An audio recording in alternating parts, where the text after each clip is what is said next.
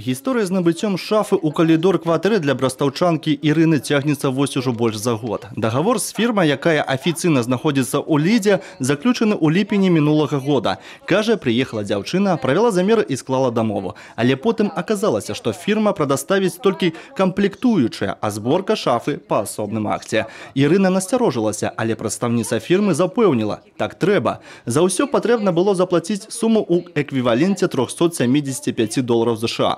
Пакупніца унесла перадаплату і заказала яшчэ шырокі падваконнік плюс $47. Касавых чэкаў не атрымала. Неўзабаве дэталі прывезлі, а вось майстар прыйшоў толькі праз некалькі тыдняў. Пришел мастер, собирал первый день. Когда он начал собирать, и вот этот шкаф соответствовали детали, в этой половине шкафа одна секция была положена, одна уже.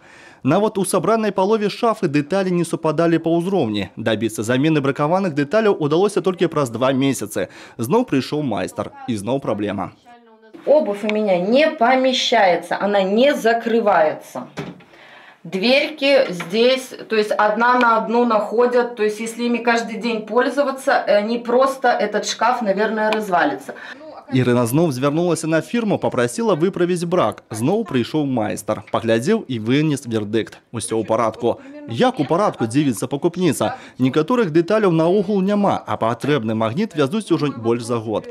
Падваконнік у спальню наогул не падышоў. Ды так і стаіць каля шматпакутнай шафы. Цікава, што гэты кавалак ДСП фірма вельмі хоча забраць, як і $75, якія Ірына засталася павінна гора прадаўцам.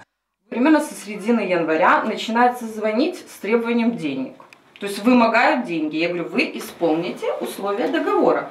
Предоставьте детали. У вас стоит прекрасный шкаф. Так Ірыне адказваюць супрацоўнікі фірмы падчас тэлефонных размоў. Часам удаецца дазваніцца да дырэктара фірмы. Хорошо, я уточню, перезвоню вам чуть позже.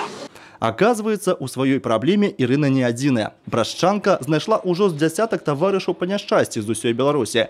У Веранікі з Бярозы такая ж гісторыя, толькі з кухняй. При сборке было выявлено, что фасады и маленькая столешница изогнуты, деформированы. Фасады были изогнуты все, какие-то меньше, какие-то больше. Также кухонный гарнитур был доставлен не в полной комплектации. Цяпер праўду трэба шукаць толькі ў судзе, раяць у абласным таварыстве па абароне правоў спажыўцоў. Если он выбрал претензию устранения недостатка, то это будет устранение недостатков. В любом случае это будет тоже моральный вред. Если какие-то были понесенные еще до этого мероприятия убытки какие-то, можно взыскать будет и убытки, понесенные данным человеком, потребителем в ходе этого разбирательства дела. Поэтому со стороны закона потребитель защищен на сегодняшний день. У бліжэйшы час Ірына з таварышамі па няшчасці збіраюцца звяртацца ў суд і ў падатковыя органы. Мараль у гэтай гісторыі старая як свет. Не ісці на сумнівныя здзелкі, уважліва чытаць дагавор і патрабаваць касавыя чэкі. Тады і не прыйдзецца гадамі дамагацца аказання паслуг. Олег Завадскі, Юрый Плінда, тэлерадыёкампанія «Брэст».